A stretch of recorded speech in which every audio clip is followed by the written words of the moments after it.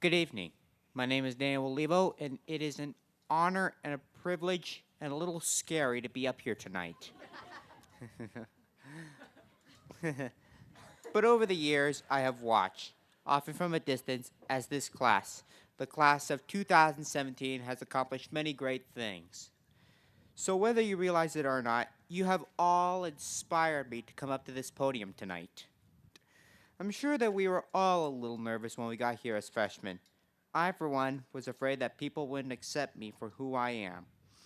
And when I thought about the academic challenges ahead of me in high school, I was terrified. You see, in addition to high school credits, I had to take additional classes, lots of them, in order to catch up. Ever since kindergarten, I've had to take classes every day, after school, and every summer, just so that I could keep up and make it to the finish line, so that I could graduate with all of you guys tonight. High school was. Yep, thank you. High school was very difficult for me for many different reasons. Let's just say that for me, graduation was not always a given. The truth is, we have all faced challenges here at Peninsula, some of us more than others. I guess it's supposed to be hard to get us ready for bigger and better things to come. So I'm here to remind all of you, my fellow classmates, that it's not our struggles that define us. It's how we face our struggles every day and ultimately overcome them.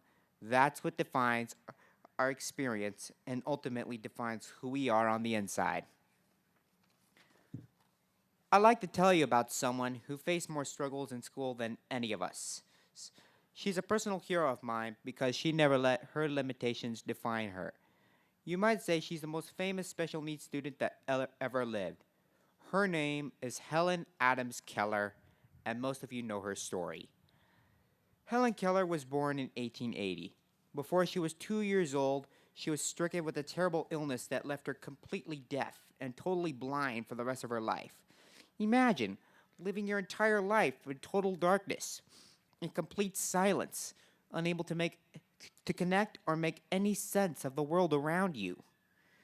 Those are the struggles that Helen Keller faced in school and in life. Her situation, by all accounts, seemed hopeless. But one day, when she was 6 years old, hope came to visit Helen in the form of a teacher. Thank God for great teachers. A- Anne Sullivan became Anne Sullivan became Helen's guide and mentor for the next 49 years. Their struggles were epic, but in 1904, Helen Keller became the very first deaf-blind person to graduate from college. She went on to accomplish many great things. Along the way, she received 10 honorary doctoral degrees, including one from Harvard University. Yet, she spent her entire life in total darkness and complete silence. In her lifetime, Helen Keller wrote 7 books. She met many U.S. presidents and world leaders, and she traveled to 35 countries delivering the same inspiring message to millions. If I can do it, so can you. In her first book called The Story of My Life, Keller wrote, "The most important day I remember in all of my life is the one on which my teacher came to me." You see, Helen knew that without a great teacher, she never had a chance. We've all had some pretty great teachers in our lives, haven't we? I've had some awesome teachers too, like Mr. Verbka at PVIS, and here at Peninsula, Mr. Mead in ceramics, Mr. Hall in reading and writing skills, and Miss Clovis in U.S. history, just to name a few. But the most important day I remember in all my academic life is the one on which my guide and mentor came to me. His name is Mr. Chris Wong. Mr. Chris has been my academic aide every day since middle school. For years, he helped me keep up in all of my classes and stay on track. And even though we had some epic struggles of our own along the way, he never stopped believing in me. Like I said, thank God for great teachers. Because without you, Mr. Chris, I feel like I never had a chance. That's why I'm going to miss you the most. But thanks to you, Mr. Chris, my doctor, Michael Goldberg, and my parents, I'm looking ahead to the next set of challenges with more confidence and less fear. Even when I was willing to give up, Mr. Chris and Dr. Goldberg never did. For that reason alone, I know that my best days are yet to come. One thing is true about everybody here tonight. Friends, family, faculty, and graduates. We all want to be successful in life. But we all define success a little differently. My father always told me that success is leaving the world a little better than how you found it.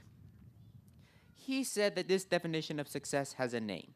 He called it a legacy, the thing you leave behind to make the world a better place. While my father was helping me write my speech for tonight, I asked him, "What's your legacy, Dad?" And he said to me, "You. You're my legacy, son." Yes. Sorry. Son. Sorry. Graduates, I'll bet that if you ask your parents about their legacy, I'm pretty sure that they'll say the same thing about you. Helen Keller once said, "Optimism is the faith that leads to achievement." So as you reach for the stars, don't ever let the struggles along the way define who you are. Congratulations, class of 2017. Good luck, and God bless you. Thank you. Oh, and by the way, if anyone ends up working for Disney Studios, I'd like a job there, please.